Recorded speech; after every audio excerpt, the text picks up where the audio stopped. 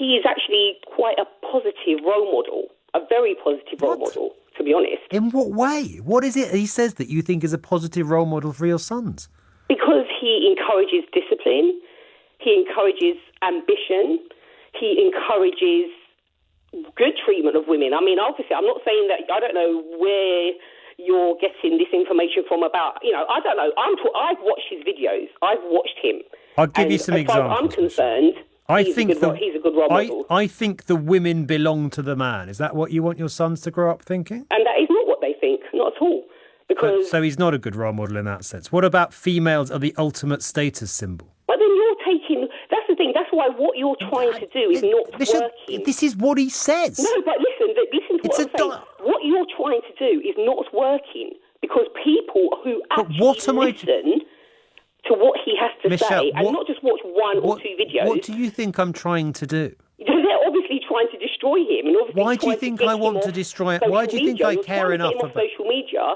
Because he has a great influence on people. Why do you think I care enough about Andrew Tate? I don't know, because there's plenty of other things to be talking about. To be honest, Andrew Tate is, to me, a positive role model. I'm giving you some examples of things he said and asking which you think are positive. So we agree that women belonging to men isn't positive. The things that he said is that men should be self-reliant.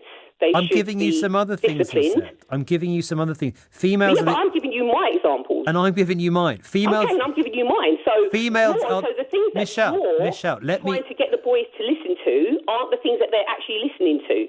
They're actually listening to the things that are positive. And because he isn't going along with what the sort of media want him to go along with, they're just trying to destroy him. And people aren't silly. That's the thing. Michelle, the media aren't trying to destroy him. Because it's not working, they're just still sitting there trying to think of how can we destroy Andrew Tate. And it's not going to work. Michelle, nobody's trying to destroy him. Yes, they are.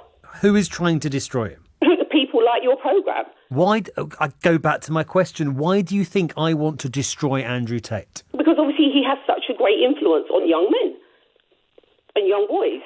And women. It's not even, and the thing is, it's a lot of women watching as well, and they agree with what he says. Hold on. So me giving you direct quotes of things he said and asking what you think of them is me trying to destroy him. Yeah, because it's not working. If it was working, rather than me asking you, people would have stopped clicking Michelle, on watching his videos. Rather than me asking you whether you think someone who talks about females being the ultimate status symbol, who boasts about how he threw a woman's belongings out of his apartment window, who goes on about females' weights, who says things like depression isn't a real illness, it's made up. I'm asking you whether you think those things are positive messages for your son to be hearing and taking on board. That depression isn't real. Yeah.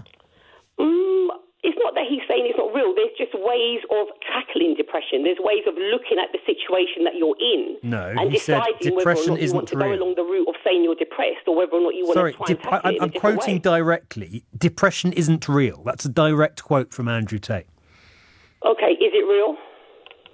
I think it's real. Do you think it's real? Okay, well, that's your opinion, isn't it? Do you want your sons to think it's real if they come across someone who says, I'm depressed and I'm on antidepressants? Do you want them to turn around and say you've got a fictional disease? I'm not saying that. Well, obviously, it's not fictional disease. You would look at the situation they're in and try to help them tackle it. Not if you're Andrew Tate. You'd say you would. That's what he does. He doesn't. I quote you again. You feel sad, you move on. You will always be depressed if your life is depressing. Change it. Depression isn't real.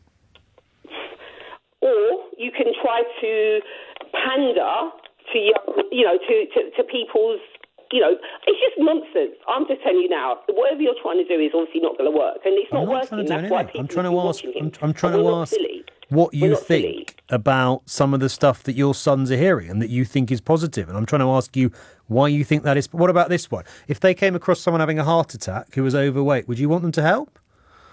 Because Andrew Tate says, I would not administer a CPR unless you're a hot female. If you're some fat dude and you just had a heart attack and I don't know you, you're going to die.